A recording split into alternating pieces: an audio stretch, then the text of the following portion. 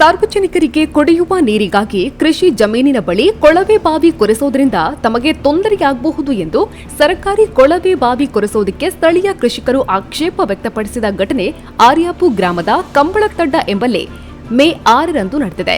ಘಟನೆಯ ಬಗ್ಗೆ ಮಾಹಿತಿ ಪಡೆದ ಅಧಿಕಾರಿಗಳು ಮತ್ತು ಪೊಲೀಸರು ಸ್ಥಳಕ್ಕೆ ಭೇಟಿ ನೀಡಿ ಸ್ಥಳೀಯರ ಮನವೊಲಿಕೆ ಮಾಡಿದ ಬಳಿಕ ಕೊಳವೆ ಬಾವಿ ಕೊರೆಸಲಾಗಿದೆ. ಪುತ್ತೂರು ತಾಲೂಕಿನ ಆರ್ಯಾಪು ಗ್ರಾಮ ಪಂಚಾಯತ್ ವ್ಯಾಪ್ತಿಯ ಕೊಲ್ಯ ಎಂಬಲ್ಲಿ 80 ಮನೆಗಳಿರುವ ಕಾಲೋನಿಗಳಿಗೆ ಕುಡಿಯುವ ನೀರಿನ ಸಮಸ್ಯೆ ಇದ್ದು, ನೀರು ಸರಬರಾಜಿಗಾಗಿ ಕಂಬಳತಡ್ಡ ಎಂಬಲ್ಲಿ ರಸ್ತೆ ಬದಿ ಕೊಳವೆ ಬಾವಿ ಕೊರೆಸಲು ಪಾಯಿಂಟ್ ಮಾಡಲಾಗಿತ್ತು. ಮೇ 6ರಂದು ಬಾವಿ ಕೊರೆಯಲು ಲಾರಿಯೂ ಬಂದಿತ್ತು. ಈ ಸಂದರ್ಭದಲ್ಲಿ ಸ್ಥಳೀಯ ನಿವಾಸಿಗಳು ತಮ್ಮ ಕೃಷಿ ಜಮೀನಿನ ಬಳಿಯಲ್ಲಿ ಕೊಳವೆ ಬಾವಿ ಕೊರೆಯುವುದರಿಂದ ನಮ್ಮಲ್ಲಿರುವ ಅಲ್ಪ ಸ್ವಲ್ಪ ಕೃಷಿಗೆ ತೊಂದರೆಯಾಗುತ್ತದೆ ಎಂದು ಆತಂಕದಿಂದ ಕೊಳವೆ ಬಾವಿ ಕೊರೆಸಲು ಆಕ್ಷೇಪ ವ್ಯಕ್ತಪಡಿಸಿ ಬೇರೆ ಕಡೆ ಸರ್ಕಾರಿ ಜಮೀನಿನಲ್ಲಿ ತೆಗೆಯುವಂತೆ ವಿನಂತಿಸಿದರು. ಜಮೀನಿದೆ ಅರ್ಥ ಆಯ್ತಾ? ವಿಷಯ ಹೇಳ್ದಂಗೆ ಕೇಳಿಲ್ಲ, ಇದು ಒಳ್ಳೇದಕ್ಕಲ್ಲ ಹೇಳಿದ್ರೆ ಕುಡಿಯ ನೀರು ಜನಗಳಿಗೆ ನಾವು ಹೇಗೆ ನಮ್ಮ ಯಾವಾಗ ಬೇಕಾದ್ರೂ ಕೊಡ್ತೇವೆ. ರವೀಂದ್ರ ಅವರೇ, ಅದು ಆಗದ ಕೆಲಸ. ನಾನು ಹೇಳ್ತೀನಿ ಕೇಳಿ. ಯಾಕೆಂದ್ರೆ ಕರೆಂಟ್ ಪ್ರಾಬ್ಲಮ್ ಬರುತ್ತೆ, ನಿಮ್ದು ತೋಟ ಇರ್ತದೆ, ನಿಮ್ ಬೋರ್ಗಳು ಇರ್ತವೆ. 24 ಗಂಟೆ ನೀವು ಪಬ್ಲಿಕ್ಗೆ ನೀರು ಸಪ್ಲೈ ಮಾಡಕ್ಕಾಗಲ್ಲ. ಎಮರ್ಜೆನ್ಸಿ ಅಂದ್ರೆ ಒಂದ್ ದಿವಸ ಕೊಡಬಹುದು. ಇದು ಆಗ್ತಾ ಇರೋದು ಜನಗಳಿಗೋಸ್ಕರ. ನಾಳೆ ಅವ್ರು ಎಲ್ಲರೂ ಬಂದು ಸ್ಟೇಷನ್ ಮುಂದೆ ಮತ್ತೆ ಇನ್ನೊಂದು ಕೂತ್ಕೊಂತ ನೀರುಗಳಿಲ್ಲ ಅಂದ್ರೆ ಏನೇನು ಪ್ರೊಟೆಸ್ಟ್ ಮಾಡ್ತಾರೋ ನಿಮಗೂ ಗೊತ್ತಿದೆ. ಅರ್ಥ ಆಯ್ತಾ? ನಾವು 10 ಜನಕ್ಕಿಂತ 100 ಜನದ ಮುಖ್ಯ. ಅದರಲ್ಲಿ ಕುಡಿಯೋ ನೀರು ಬೇರೆ ಯೋಜನೆ ಆಗಿದೆ, ನೀವು ಹೇಳ್ದಂಗೆ ಹೌದು ತೊಂದರೆ ಆಗುತ್ತೆ ಅಂತ. ಕುಡಿಯೋ ನೀರು ಅಂತಂದ್ರೆ ಅತ್ಯಂತ ಫಸ್ಟ್ ಪ್ರಾಮುಖ್ಯತೆ ಕೊಡಬೇಕಾಗಿರೋದು ಕುಡಿಯೋ ನೀರಿಗೆ. ದಯಮಾಡಿ ಅರ್ಥ ಮಾಡ್ಕೊಳ್ಳಿ.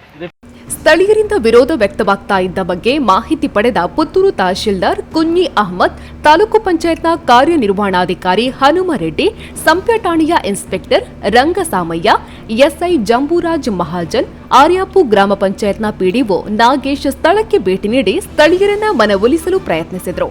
ನಮಗೆ ಅಲ್ಪ ಸ್ವಲ್ಪ ಕೃಷಿ ಇದೆ, ನಾವು ಅದನ್ನೇ ನಂಬಿ ಜೀವನ ನಡೆಸ್ತಾ ಇದ್ದೇವೆ.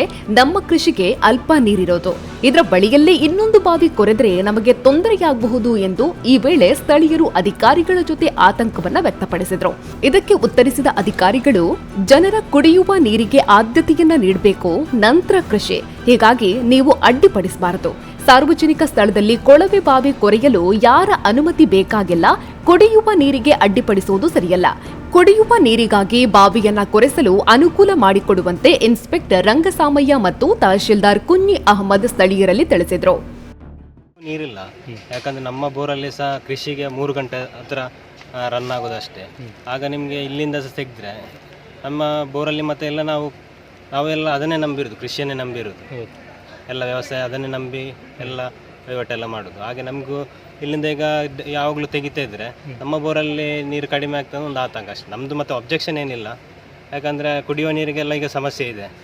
ಹಾಗೆ ನಮಗೆ ಸ್ವಲ್ಪ ಹೆದರಿಕೆ. ಹಾಗೆ ಎಲ್ಲರೂ ಸೇರಿ ನಾವು ತಹಶೀಲ್ದಾರ್ ಮತ್ತು ಸರ್ಕಲ್ಗೆ ಒಂದು ಮನವಿ ಮಾಡಿದ್ದಷ್ಟೇ, ಬೇರೆ ಅಬ್ಜೆಕ್ಷನ್ ಏನು ನಮ್ಮದಿಲ್ಲ. ಈಗ ಏನು ಹೇಳಿದರೆ ನಿಮಗೆ ಅದರಿಂದ ಕನ್ವಿನ್ಸ್ ಆಗಿದ್ದಾರೆ? ಅದೇ ಕನ್ವೆನ್ಷನ್ ಮಾಡಿದರು. ಯಾಕಂದರೆ ಈಗ ಕುಡಿಯೋ ನೀರಿಗೆಲ್ಲ ತುಂಬ ಸಮಸ್ಯೆ ಇದೆ. ಅಂದರೆ ಕೃಷಿಗಿಂತ ಸಹ ಕುಡಿಯೋ ನೀರು ಇಂಪಾರ್ಟೆಂಟ್. ಹಾಗೋಸ್ಕರ ನಮಗೆಲ್ಲ ಮತ್ತು ಎಲ್ಲರಿಗೂ ಸಮಸ್ಯೆಯನ್ನು ನಮಗೆ ಅರ್ಥ ಆಯಿತು. ಹಾಗಾಗಿ ನಾವು ಒಪ್ಪಿಗೆಯನ್ನು ಕೊಟ್ಟೆ. ಈಗ ನೆಕ್ಸ್ಟ್ ನಿಮಗೆ ಬೋರ್ ಮಾಡುವಾಗ ನಿಮಗೆ ಪರ್ಮಿಷನ್ ಕೊಡ್ತಾರೆ ಅಂತ ಹೇಳಿ? ಅದೇ ನಮಗೆ ಇನ್ನೊಂದು ಸಲ ಹತ್ತಿರ ಆದ್ರೆ ಬೋರ್ ತೆಗಿಬೇಕಾದ್ರು ಅದಕ್ಕೆ ಯಾವುದೇ ರೀತಿ ಅಡ್ಡಿಯನ್ನು ಮಾಡೋದಿಲ್ಲ, ನಮಗೆ ಪರ್ಮಿಷನನ್ನು ಕೊಡ್ತೇವೆ ಅಂತ ಹೇಳಿದ್ದಾರೆ. ಹಾಗಾಗಿ ನಿಮ್ಮ ಹೆಸರು ಹೇಳಿ? ನನ್ನ ಹೆಸರು ಧನುಷ್. ನಾವು ಕೃಷಿ ಭೂಮಿಯವರೆಲ್ಲ ಬರುವಾಗ ಬೋರ್ ಅವ್ರ ವಿನಂತಿ ಮಾಡಿದ್ವಿ, ಇಲ್ಲಿ ಮಾಡಬೇಡಿ, ಬೇರೆ ಸರ್ಕಾರಿ ಜಾಗದಲ್ಲಿ ನೀರಿದ್ರೆ ಮಾಡಿ. ಯಾಕಂದರೆ ಎಲ್ಲರಿಗೂ ಉಪದ್ರ ಆಗ್ತದೆ. ಎಲ್ಲರಿಗೂ ಕೂಡ 400-500 ಇದು ಇಟ್ಕೊಂಡು ಒಂದು ಫ್ಯಾಮಿಲಿಯನ್ನು ನಡೆಸ್ಕೊಂಡು ಹೋಗಬೇಕು. ನಾವು ಹೇಳಿದ್ವಿ, ಎಲ್ಲ ಬಗ್ಗೆ ಕೂಡ ಹೇಳಿದ್ವಿ. ಅಂತ ಬೇರೆ ಜಾಗದಲ್ಲಿ ನೋಡುವ, ಬೇರೆ ಜಾಗಗಳಿದ್ದರೆ ಕೊಡಿ. ಮತ್ತು ಹೇಳಿದ್ವಿ, ನಮ್ಮ ತೋಟದಿಂದ ಅವರಿಗೆ ಅವ್ರು ಕೇಳಿದ್ದು ಇಷ್ಟೇ, ಮೇ ತನಕ ನೀರು ಕೊಡಬೇಕು. ಆಗ ಮೇ ತನಕ ನೀರು ನಮ್ಮ ತೋಟದಿಂದ ಬೋರ್ ಹಾಕಿ ಕೊಡುವ ಅಂತ ಹೇಳಿದ್ವಿ. ಬೇರೆ ಬೇಕಾದರೆ ಪಂಪ್ ಹಾಕಿ ಕೊಡು ಅಂತ ಹೇಳಿದ್ರು. ಅದಕ್ಕೆ ಫಸ್ಟಿಗೆ PDO ಅವರು ಒಪ್ಪಿಕೊಂಡ್ರು, ಆಯಿತು ಮಾಡೋದು. ಆ ತಕ್ಷಣ ಅವರು ಆಟಕ್ಕೆ ಬಿದ್ದು ಇದು ಇಲ್ಲೇ ಮಾಡಬೇಕು, ಇಲ್ಲೇ ಆಗಬೇಕು, ನಮ್ಮಂಥವರನ್ನೆಲ್ಲ ತಿಳಿಯುವಂಥ ಕೆಲಸ. ಇದರಲ್ಲಿ ರಾಜಕೀಯ ಉಂಟು, ರಾಜ್ಯಕ್ಕೆ ಪ್ರೇರಿತವಾಗಿ ಈಗ ಮಾಡ್ತಾ ಇದ್ದಾರೆ. ಮಾಡಲಿ, ಆ ದೇವರವರಿಗೆ ಬುದ್ಧಿ ಕಳಿಸಿ. ನಿನ್ನೆ ಲಾಸ್ಟ್ ವೀಕಿಂದ ಕುಡಿಯೋ ನೀರಿನ ಸಮಸ್ಯೆ ಇತ್ತು. ಹಾಗಾಗಿ ಮಾನ್ಯ ಜಿಲ್ಲಾಧಿಕಾರಿಗಳು, ಮಾನ್ಯ ಉಪವಿಭಾಗಾಧಿಕಾರಿಗಳ ಒಂದು ಆದೇಶದ ಸೂಚನೆಯಂತೆ ನಾವು ಈಗಾಗಲೇ ಪ್ರತಿ 2 ದಿವಸಕ್ಕೊಂದು ಸಲ ಇಲ್ಲಿಂದ ಪಂಚಾಯತಿ ವತಿಯಿಂದ ಕುಡಿಯೋ ನೀರಿನ ವ್ಯವಸ್ಥೆ ಮಾಡಲಾಗಿತ್ತು. ಆದರೂ ಲಾಸ್ಟ್ 2 ಡೇಸಿಂದ ತೀವ್ರ ಥರದ ಸಮಸ್ಯೆ ಇರೋದ್ರಿಂದ ಬೋರ್ವೆಲ್ಗಳು ಈಲ್ಡಿಂಗ್ ಪ್ರಾಬ್ಲಮ್ ಆಗಿರೋದ್ರಿಂದ ಬತ್ತಿ ಹೋಗಿದ್ದರಿಂದ ಬೇರೆ ಕಡೆ ನಾವು ಪಾಯಿಂಟ್ಗಳನ್ನು ಗುರುತಿಸಿ ತುರ್ತಾಗಿ ಅವರಿಗೆ ನೀರು ಸರಬರಾಜು ಮಾಡಲಿಕ್ಕೆ ನಾವು ಒಂದು ಯೋಜನೆಯನ್ನು ರೂಪಿಸಿದ್ವಿ. ಆದರೆ ಅಕ್ಕಪಕ್ಕದಲ್ಲಿರುವಂಥ ಖಾಸಗಿ ಬೋರ್ವೆಲ್ಗಳಿಂದ ಕೂಡ ನಾವು ಒಂದು ಮನವಿಯನ್ನು ಮಾಡಿಕೊಂಡ್ವಿ, ಯಾರೂ ಮುಂದೆ ಬರಲಿಲ್ಲ. ಹಾಗಾಗಿ ಒಂದು ಆರ್ಯಾಪುರ ಗ್ರಾಮದಲ್ಲಿ ಒಂದು ಪಾಯಿಂಟನ್ನು ಗುರುತಿಸಿದ್ವಿ, ಒಂದು ಸಾರ್ವಜನಿಕ ರಸ್ತೆ ಮೇಲೆ. ಅದಕ್ಕೆ ಸ್ಥಳೀಯರಿಂದ ಕೆಲವು ವ್ಯಕ್ತಿಗಳಿಂದ ಸ್ವಲ್ಪ ತೀವ್ರತರದ ಆಕ್ಷೇಪಗಳು ವ್ಯಕ್ತವಾಯಿತು. ಹಾಗಾಗಿ ನಾನು, ನಮ್ಮ ಇನ್ಸ್ಪೆಕ್ಟ್ರು, ನಮ್ಮ ಇಒ, ನಮ್ಮ ಕಂದಾಯ ಇಲಾಖೆ ಎಲ್ಲ ಅಧಿಕಾರಿಗಳು ಬಂದು ಬೆಳಗ್ಗೆ ನಾವು ಮನವೊಲಿಸಿ ಈಗ ಒಂದು ಬೋರ್ವೆಲ್ ತೆಗೆದು ತುರ್ತಾಗಿ ಅವರಿಗೆ ಒಂದು 80 ಮನೆಗಳಿಗೆ ಸುಮಾರು ಒಂದು 400ರಿಂದ 500 ಜನರಿಗೆ ಕುಡಿಯೋ ನೀರಿನ ವ್ಯವಸ್ಥೆಯನ್ನು ಮಾಡಿದ್ದೀವಿ. ಅವರನ್ನು ಕನ್ವಿನ್ಸ್ ಅವರಿಗೆ ಹೇಳಿದ್ವಿ, ಈಗ ಕುಡಿಯೋ ನೀರು ತುಂಬ ಇಂಪಾರ್ಟೆಂಟು, ಮನುಷ್ಯ ಮೊದಲು ಬದುಕಬೇಕು. ಹಾಗಾಗಿ ಒಂದು ಮಾನವೀಯ ದೃಷ್ಟಿಯಿಂದ ನೀವು ಸಾರ್ವಜನಿಕ ಇದಕ್ಕೆಲ್ಲ ಅಡಚಣೆ ವ್ಯಕ್ತಪಡಿಸಬಾರ್ದು. ಹಾಗಾಗಿ ಇಲ್ಲಿರ ಅಂಥವ್ರ ವ್ಯಕ್ತಿಗಳ ಮೇಲೆ ಕಾನೂನು ರೀತಿಯ ಕಠಿಣ ರೀತಿಯ ಕ್ರಮವನ್ನು ನಾವು ಇಲಾಖೆ ವತಿಯಿಂದ ತಗೊಳ್ತೀವಿ ಅಂತ ಅವರಿಗೂ ಕೂಡ ತಿಳಿಸಿದ್ದೀವಿ. ಹಾಗಾಗಿ ಅವರು ಕೂಡ ಸೂಕ್ತ ರೀತಿಯಲ್ಲಿ ಸ್ಪಂದನೆ ಮಾಡಿದ್ದಾರೆ. ಅವರಿಗೂ ಕೂಡ ತುಂಬ ಹೃದಯದ ಧನ್ಯವಾದಗಳು. ಹಾಗೂ ನಮ್ಮ ಎಲ್ಲ ಜನತೆಗೂ, ಈ ಗ್ರಾಮದ ಭಾಗದ ಎಲ್ಲ ಜನತೆ ನಮಗೆ ಸಹಕಾರ ನೀಡಿದ್ದಾರೆ. ಅದೇ ರೀತಿ ನಮ್ಮ ಮಾಧ್ಯಮ ಮಿತ್ರರು ಕೂಡ ನಮಗೆ ಸಹಕಾರ ನೀಡಿದ್ದಾರೆ. ಅವರಿಗೂ ಕೂಡ ತುಂಬ ಹೃದಯದ ಧನ್ಯವಾದಗಳನ್ನು ತಿಳಿಸ್ತೇನೆ. ಕೊಳವೆ ಬಾವಿ ಕೊರೆಯಲು ಕೃಷಿಕರಿಗೆ ನಾವು ಅಡ್ಡಿಪಡಿಸೋದಿಲ್ಲ. ಈಗ ಕೊಲ್ಯದಲ್ಲಿ 80 ಮನೆಗಳಿಗೆ ನೀರಿಲ್ಲ, ಅಲ್ಲಿ ಕೊಳವೆ ಬಾವಿಯೂ ಇಲ್ಲ. ನಮಗೆ ಕೃಷಿ ಭೂಮಿಯೂ ಉಳಿಸಬೇಕು, ಕುಡಿಯುವ ನೀರು ಬೇಕು. ಆದರೆ ಪ್ರಥಮ ಆದ್ಯತೆ ಕುಡಿಯುವ ನೀರಿಗೆ ನೀಡಬೇಕು. ನಿಮಗೆ ಕುಡಿಯುವ ನೀರಿನ ಸಮಸ್ಯೆಯಾದ್ರೆ ನಾವೇ ನೀರನ್ನ ಕೊಡಬೇಕು. ಕೃಷಿಗಾಗಿ ಕೊಳವೆ ಬಾವಿ ಕೊರೆಯಲು ಈ ತನಕ ನಾವು ಅಡ್ಡಿಪಡಿಸಿಲ್ಲ. ಇನ್ನು ಮುಂದೆಯೂ ಕೃಷಿಗೆ ಕೊಳವೆ ಬಾವಿ ಕೊರೆಯಲು ನಿಮಗೆ ಅನುಮತಿ ನೀಡುತ್ತೇವೆ.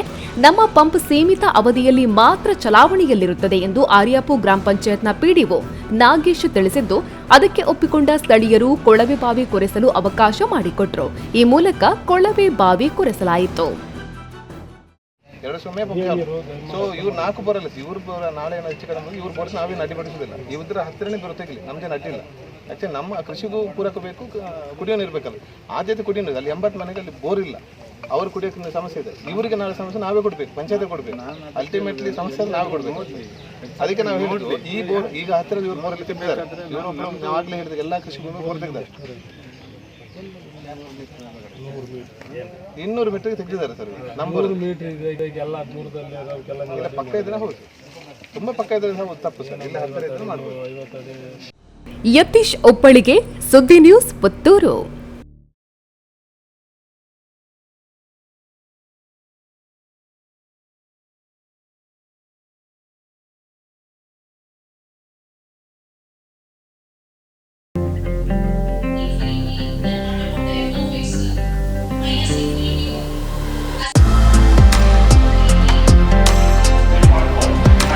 ವಿವೇಕಾನಂದ ಪದವಿ ಪೂರ್ವ ಕಾಲೇಜು, ಪುತ್ತೂರು. ಸಂಸ್ಕಾರಯುತ ಶಿಕ್ಷಣ ನೀಡುತ್ತಿರುವ ಪುತ್ತೂರಿನ ಏಕೈಕ ವಿದ್ಯಾಸಂಸ್ಥೆ. ನಿಗದಿತ ಕೋರ್ಸ್ಗಳ ಜೊತೆಗೆ CET, NEET, JEE, KVPY, CA foundation ಕೋರ್ಸ್ಗಳಿಗೆ ತರಬೇತಿ. ವಾಣಿಜ್ಯ ವಿಭಾಗದ ವಿದ್ಯಾರ್ಥಿಗಳಿಗೆ ವಿಶೇಷ ಸರ್ಟಿಫಿಕೇಟ್ ಕೋರ್ಸ್ಗಳು. ಅನುಭವಿ ಅಧ್ಯಾಪಕ ವೃಂದದಿಂದ ಬೋಧನೆ. ಸುಸಜ್ಜಿತ ವಿಶಾಲ ಪ್ರಯೋಗಾಲಯದ ಜೊತೆಗೆ ಗ್ರಂಥಾಲಯ, ವಿಶಾಲ ಮೈದಾನದ ಸೌಲಭ್ಯ. ಪ್ರತಿಭಾನ್ವಿತ ವಿದ್ಯಾರ್ಥಿಗಳಿಗೆ ವೇದಿಕೆಯಾಗಿ ರೇಡಿಯೋ ಪಾಂಚಜನ್ಯ ಮತ್ತು ವಿಕಸನ ಟಿವಿ.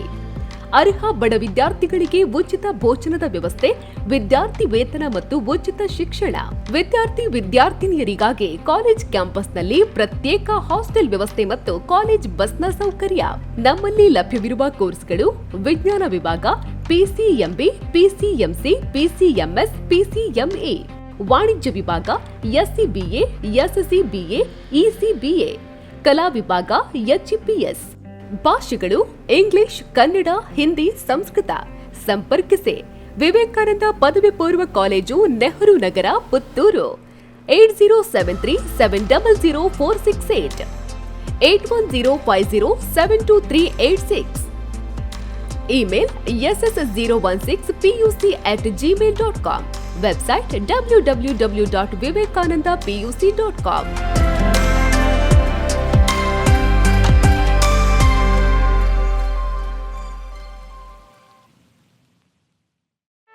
ಸುದ್ದಿ ಚಾನಲ್, ಕ್ಷಣ ಕ್ಷಣದ ಸುದ್ದಿಗಾಗಿ.